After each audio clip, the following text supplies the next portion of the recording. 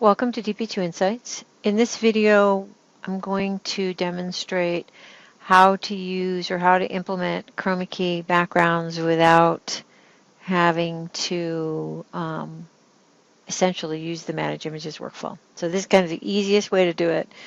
It doesn't allow you the same flexibility and control that you have when you're using customer and subject information, but it will allow you to create certain types of products and workflows based on having Chromakey images in DP2. So the first approach that I'm going to show you is at a product or at a job level. So we have 4 products, this little red notepad sort of icon. It's been used for other things in the past, but when we introduced Chromakey, this tool was designed to allow you to identify a product type, which is one way to use it that uses Manage Images. But this interface also allows you to do a couple of other things at a job level.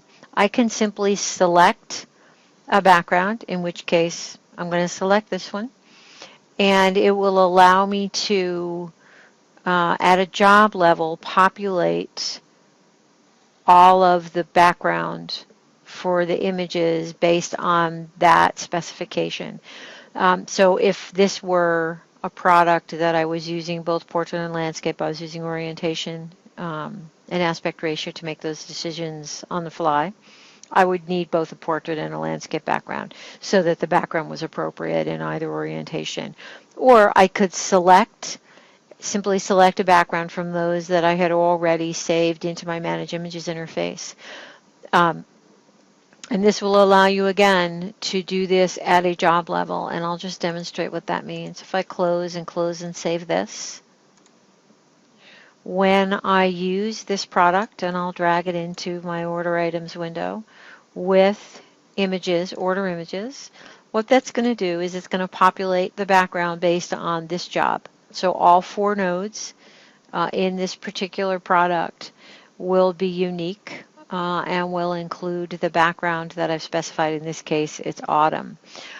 The other way that we can use the product is to use the image node properties so that I could make these unique. I can use the image node properties window to do the same thing at an image node property level. So I can specify a Chromakey product background, just like I did at a job level, but in this case I'm going to do it for each one of these image nodes. And again, it really depends on what you're doing.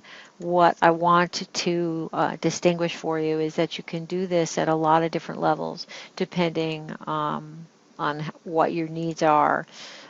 So that if you want to be able to create a particular type of card or trader card, or you want to be able to provide some sort of specialization for a customer, you can do it this way. And again, it depends on what the product is. So that I can provide, and I'll just select another background here. I don't really know what these are, but it doesn't matter for this demonstration. And once I've done that, if I close and save that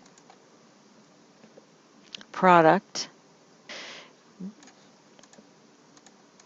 and drag these images in, and again, it would work no matter what interface you were using, because this is happening at an image node level. And when I open up that job, of course, each one of these nodes is going to reflect whatever background I've specified for the image node properties. The last step of this that I want to demonstrate for you is our ability using image node properties. This would also work in the product info. If I were selecting